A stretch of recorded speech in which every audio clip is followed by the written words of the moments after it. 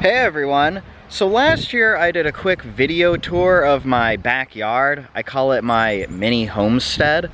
And I thought this year I would give an update on what things have changed and the various things I've planted and various things that I've built. Kind of that way I get a good comparison of how the yard changes throughout the years. I mainly like doing these videos for myself just to see the progress I do make, but I thought I would film it and also post it on YouTube in case anyone out there wants to watch along as well. So let's get started in the far end of the backyard with what I call the mini orchard. So this is a lot of fruit trees and bushes and things that we have growing, and I'll show you the stuff that's new as well as the stuff that's been there for the past couple of years, and really see how much it's grown in the past year or two. It's kind of crazy how fast some of these trees grow. So let's check that out first. Alright, so here we are in the backyard. These three little guys right here, these are all new. And they are very small. It is kind of late in the season. It's like the middle or getting close to the end of October. So things are kind of starting to die off, so it's not as green as it used to be. But these three tiny little trees here, we just planted in the spring. And these are hazelnuts. So that's a hazelnut. That one's a hazelnut. And that one's a hazelnut. So all three of those right there planted in the spring, and they are still pretty small. Next to those three, we have two other new trees, which are looking a little sad, to be honest. And these are cherry trees. You can tell, yeah, it's not looking too good right now. It is late in the season, but also this cherry tree and also this one as well, they were really struggling throughout the entire year. We're not sure if they had some sort of fungus going on, but their leaves just kept falling off. So I guess we'll see if they come back next year. I am hopeful that they do, but you know, we'll kind of see what goes on with them. So those two cherry trees are new, next to the three new hazelnut trees. And then in front of those, we have, ooh, that sun's bad. There we go. We have this tree right here. This is a pear tree, also a new tree. You can tell this one we bought at a much larger size than those other trees. Yeah, so this is an Ayers pear. And then this one also right here. Kind of hard to tell, but that is also an Ayers pear as well.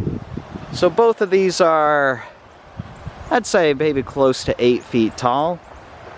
They're doing pretty good. They grew quite a bit this season, even though we planted them in the spring, so they're looking good. Maybe we'll get fruit, probably not next year, but probably the year after that. So those are all the new trees. I actually do have a couple other new trees, but so we have the two pears in the front, the two cherries back there, and then the three hazelnut trees. Also, new trees that I unfortunately had to plant because they ended up dying. We'll start with this one, which is really, really sad looking. Honestly, it's kind of not really focusing, but I'm not even sure that's alive. This is a pawpaw tree. Unfortunately, earlier in the year, I ended up mowing over the pawpaw that was there. When I was mowing the grass, I drove right over it with my tractor. Totally forgot it was there. Obviously killed it. So we got this new one, planted it in the spring. And I don't know if it's because it's late in the season that it looks like this, or if it's actually dead. I guess we'll find out in the spring to see if it comes back, but yeah, right now it's looking pretty sad. And then another new tree that we had to get, unfortunately, or maybe not unfortunate, depending on how you look at it, is this. So this is a fig tree. Not entirely sure what type of fig tree it is. It's either a Celeste fig or a Turkey fig, but we had a Chicago hardy fig here, and it was just struggling. Like, it was hardly growing the past 2 years, wasn't really giving us any figs. even though we have another Chicago hardy fig kind of further on to, you know, that side of the yard that's doing much better. But for whatever reason, the fig tree we had there wasn't doing good at all. So I ended up digging it up, planting it in a new area of the yard, and then putting this fig here. So hopefully this variety does better in this area. It is more tolerant, I guess, for the area where we currently live. It enjoys the humidity a lot more than the Chicago hardy. And since we get a lot of humidity around the area where I live, I'm hoping it does better. But yeah, that is another new tree. Now we can look at some of the older trees that we have planted. These two big guys right here, those are mulberries. And these things have absolutely exploded in growth. They are, I mean, geez, that one back there is probably like 10 feet. Probably well over 10 feet, actually. But we did end up getting quite a few mulberries from both of these trees this past year. I'm definitely going to have to trim these down quite a bit because they are way too big, to the point where obviously I wouldn't be able to pick a lot of the fruit that's way up there. Unless I get a really tall ladder, but I don't really want to deal with that. So I'm going to end up trimming these down at least a couple of feet to make it more manageable, but I imagine next year we're going to be getting a lot of mulberries from both of those. And we'll walk further over here. And this here is the pawpaw. So this is the one that I didn't mow over. It's obviously a lot bigger. That's probably why I didn't mow over it. But that's looking pretty good. The reason we have the other pawpaw that we planted is because this one is not self-fertile, so it needs to cross-pollinate. So we need 2 pawpaws in order to actually get the pawpaw fruit. So it's going to be a while for that little baby pawpaw, assuming it's even alive, for it to be able to cross-pollinate. So we're not going to be getting pawpaws for at least a few years. Behind the pawpaw, the mulberries, and then next to the mulberry is the Chicago hardy fig. So you can tell this one's doing pretty good. It's very green. It's given us quite a few figs this past year. In fact, there's a fig right here, right there. Not quite ready to pick. It's still green. But yeah, we've gotten quite a few figs from it this year. It's grown quite a bit. It's doing much better than the other fig that I had to dig out, so I don't know why that other one was struggling, but this one's good, and it is self-fertile, so hey, the figs we've been getting from it have been fantastic. Next to that fig tree, we have this. This is a persimmon tree. Just like the pawpaws, this one is not self-fertile. It does need to cross-pollinate, so we did end up buying a new persimmon tree, which is right in front of it, and yeesh, look at that. Yeah, that's not looking too hot, is it? I mean, yeah, I don't know exactly what's going on. It kind of looks like it has some sort of fungus. It's not dead, I guess, but we'll see next year how it does. It is a new tree, so you know, we'll see if it comes back and does better. But it did grow at least a little bit this year. Still obviously a lot smaller than that one that we've had for a few years now, but we do need one more for it to be able to cross-pollinate. And then walking back, we have this, and this is a plum tree. So this is a Methley plum, I believe. Yeah, Methley plum tree. This one we've had here for, this is the second year, so it is looking pretty good. It is also self-fertile, so we don't need another plum tree in order to get fruit. I don't think we'll get fruit next year since it is still pretty young, but I imagine the year after next year, we'll probably end up getting some fruit from this guy, so that'll be exciting because I absolutely love plums. I mean, I love figs too. Mulberries are amazing, and of course the pears. Those are Ayers pears. I'm not sure I've ever had an Ayers pear before, but they're very good as well. So that is the orchard right there. But also in front of this orchard, here we go. we got some raspberry bushes. So on this side, these are raspberry bushes that have thorns. And on this side, these are raspberry bushes that do not have thorns. This side has done absolutely amazing. We've been getting tons and tons of raspberries, which is probably why the plant looks sad, because once it gives you raspberries, it starts to kind of die off. But it is late in the season, so we're probably not getting many more. But man, this thing's been giving us raspberries since late spring through the summer into early-ish fall, pretty much continuously. Absolutely fantastic. However, on this side, even though this is like way bigger and it's going kind of crazy, I mean, look at this. We haven't gotten a single raspberry from this thorn variety, of this thorn-typed raspberry bush. So I don't know exactly what's going on, but what I'm going to do is I'm going to chop all this down. I mean, it's just getting crazy right now. I'm going to have to yank out all the roots and really just gut this area completely. That way it doesn't come back. And then I'm going to take a couple of these thornless raspberries, plant it in that area. That way we have thornless and thornless, double up our production and really get that going, because these raspberries have just been doing nothing. Even though they appear to be growing like crazy, haven't gotten a single raspberry from this side, which is kind of unfortunate. One thing I forgot to mention, because it is a new baby, and when I say new, I mean literally we planted this thing a few weeks ago, maybe about a month ago, is this. This is a pomegranate. So not a fruit tree, but a fruit bush, I guess. And yeah, so that we have in front of the persimmon, closer to the shed. But yeah, this is brand new, just recently planted. Probably not going to be giving us any pomegranates for at least a few years. I don't know how fast they grow, but he's a very little guy. And obviously all these little plants we have, I'm now putting this chicken wire around.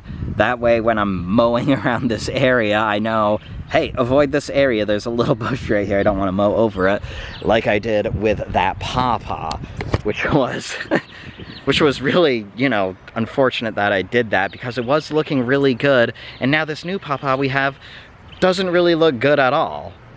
Anyways, that is our mini orchard, as I like to call it.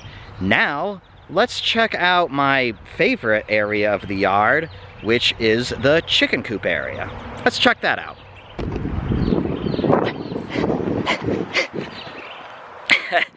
Okay, here we are in the chicken coop area. Chicken coop in the back right there. This I actually ended up building with the help of my dad this past winter, and it's held up absolutely fantastic.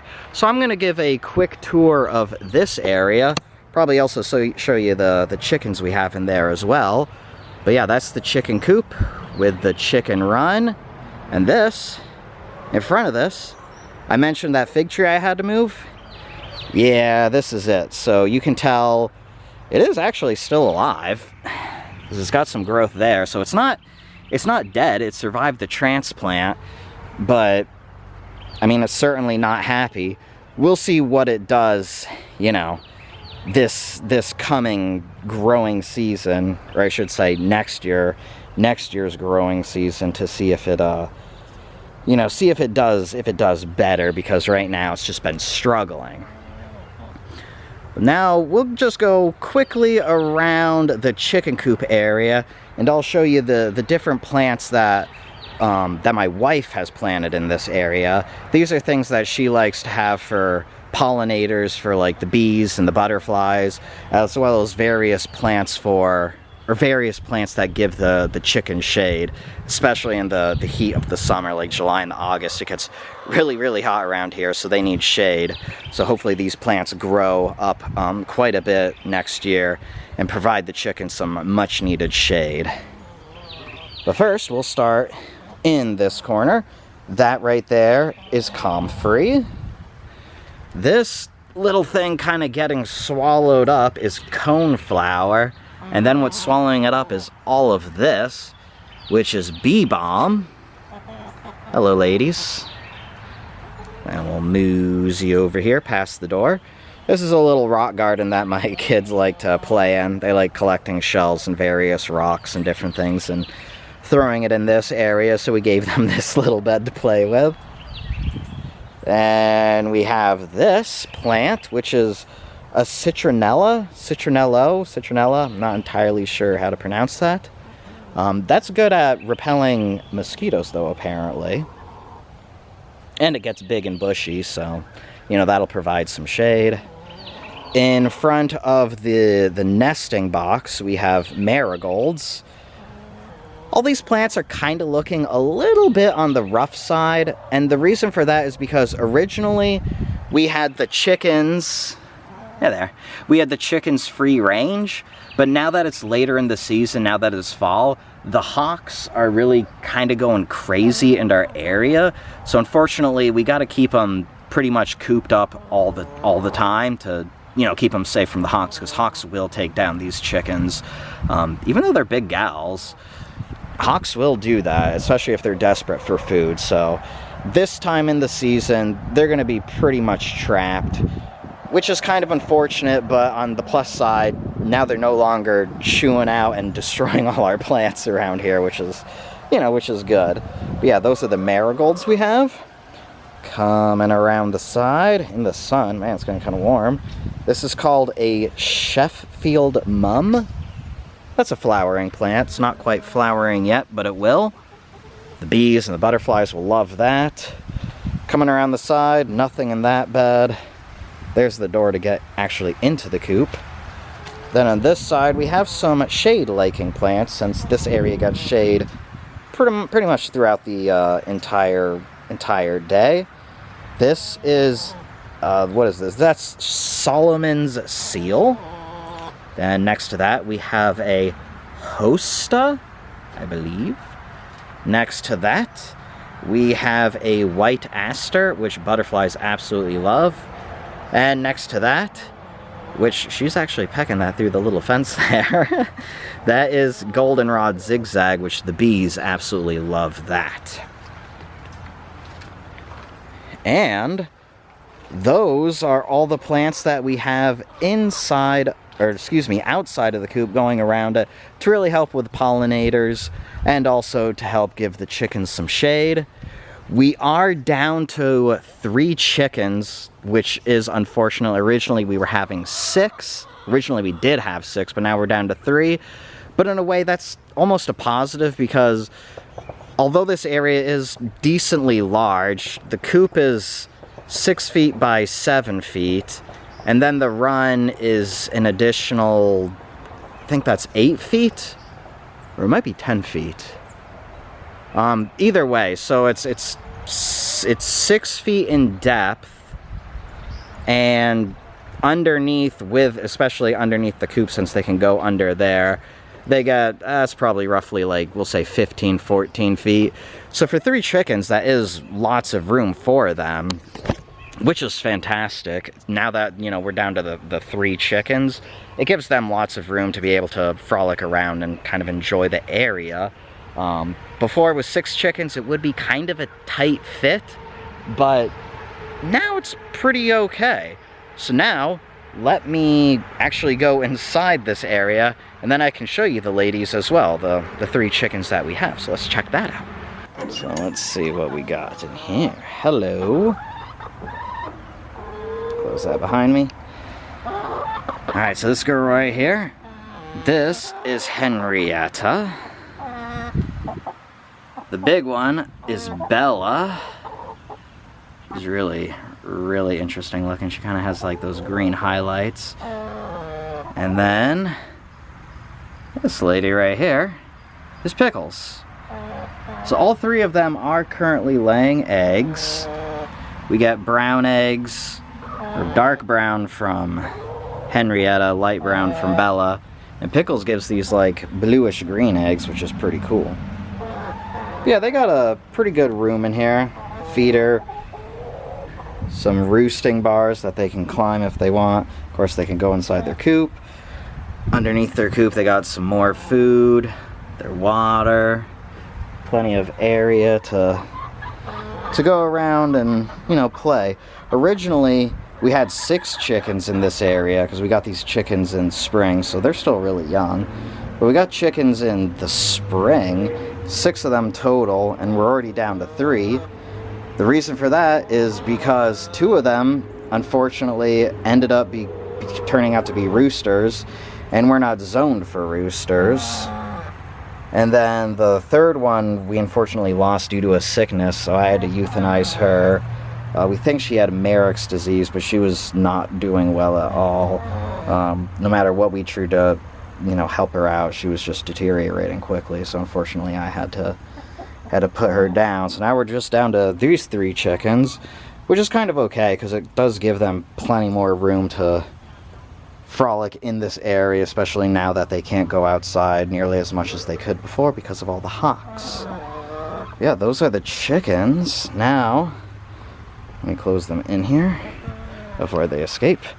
Okay, so that is the chicken coop area, and like I said, that's my favorite part of the yard because chickens are pretty cool. I mean, to be perfectly honest, they're really interesting to have as a pet. They're not like super friendly, but if you do sit down, they will actually jump on your lap and like to be pet. Especially Pickles and Henrietta, they like the pets a lot more. Bella, not so much. But yeah, and then the fact that they also give you eggs, that's pretty cool too, which we'll go collect the eggs right now as well. But then after that, then we'll head to the area closest to the house, and then I'll show you more of the traditional garden that we have where we grow vegetables and various berries as well. So let's go do that. So we'll open this up. This might be hard for me to do one-handed. Okay, so ignore that big egg right there. That's a wooden egg. So right there we have 1 brown egg. Looks like that, yeah, that one is Henrietta's. Then in this other side we have 2 more eggs. So every one of the chickens laid today. So that bluish greenish one, I guess it kind of looks more green on camera. That's the Pickles egg, and then that's the Bella egg. So yeah, we got all 3 eggs today. That's fantastic. I'll collect those later since it is kind of hard to do it, you know, one-handed while holding a camera. Lock that back up. Okay, so this is the last area of the yard that I want to show you. This is more of the traditional vegetable garden area we have. So here first I have this little raised bed I made.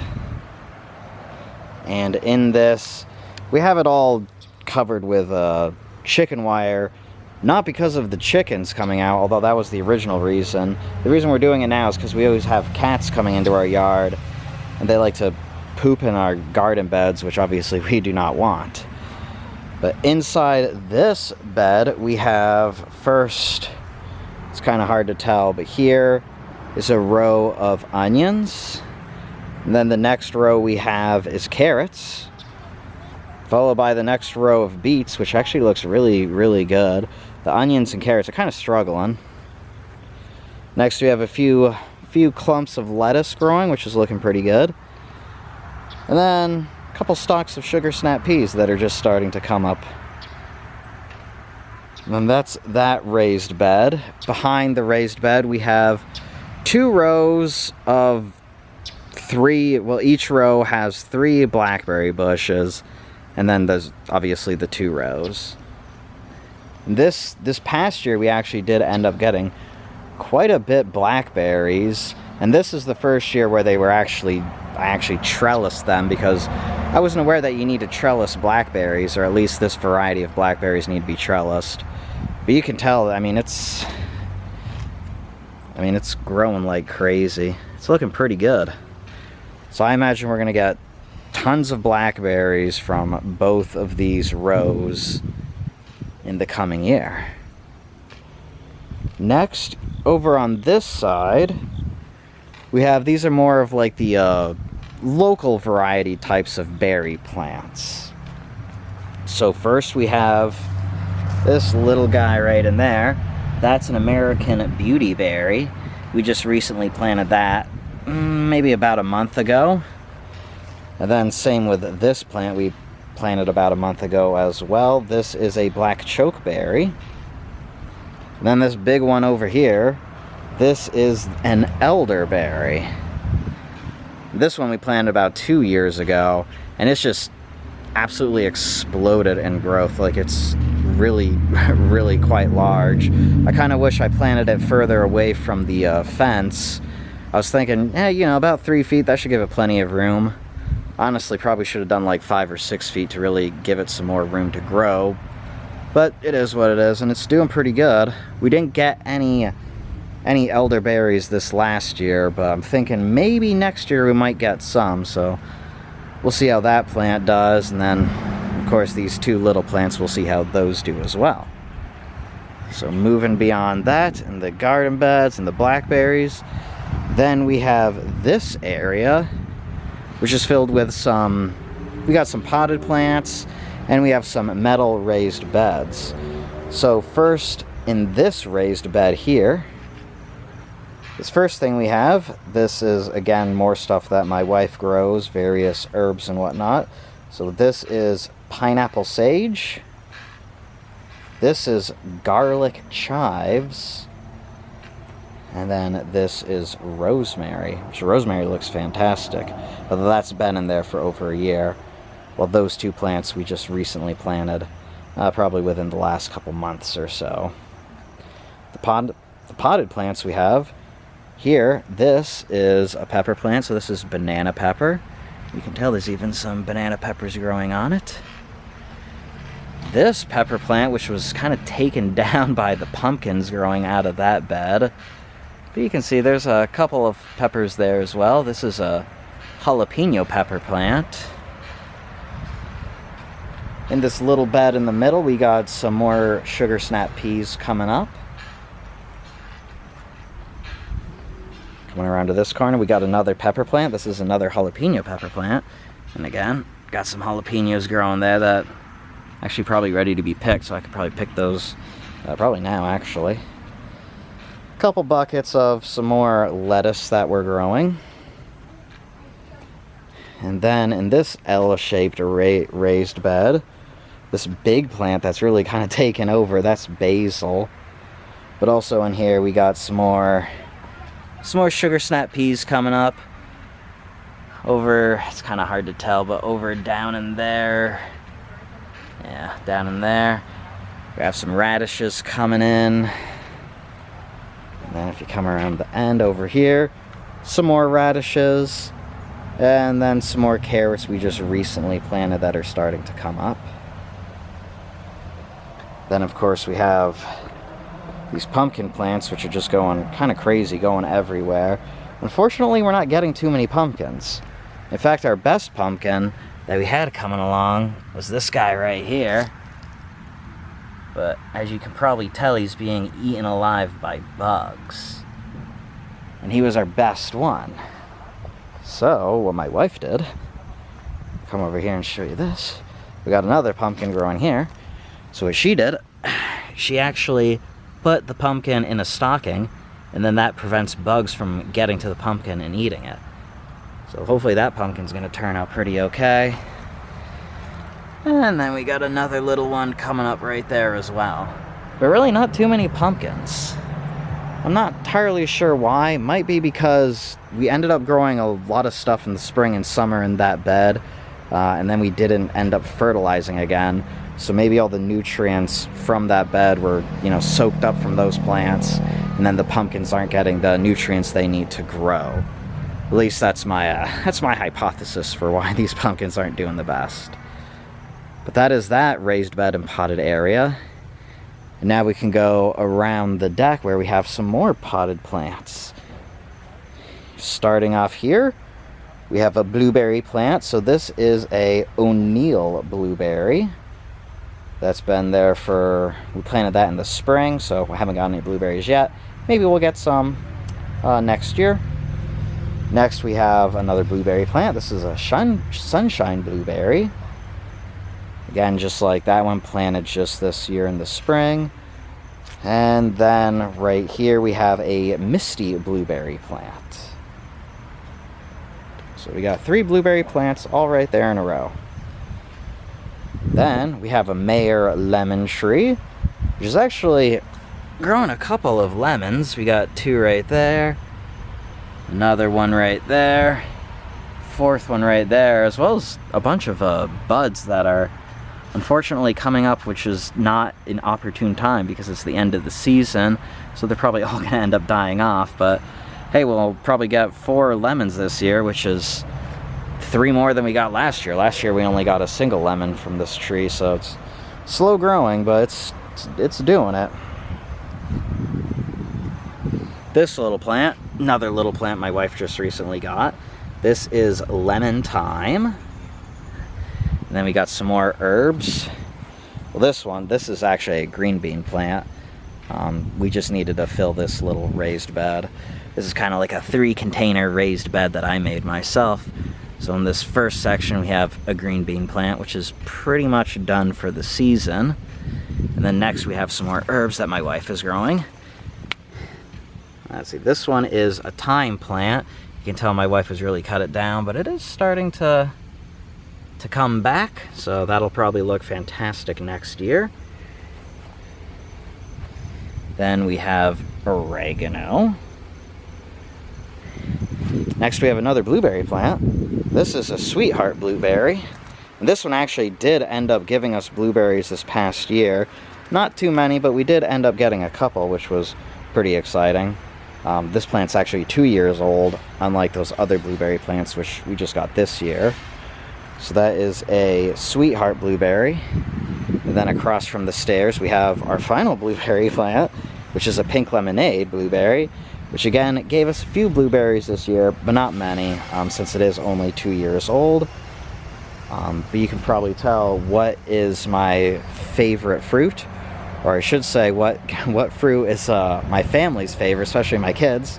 They absolutely love blueberries, so we're going tons of blueberries. And especially my youngest son, he could probably eat them until he pops. My older son really likes raspberries, so we're trying to get lots of raspberries going on for him. And then we can finish it off with these last couple plants that we have. So this is more herbs that my wife is growing. Here we have, this is spearmint, followed by mint, and then followed by a plant that she recently cut down quite a bit but starting to come back, and this is lemon balm.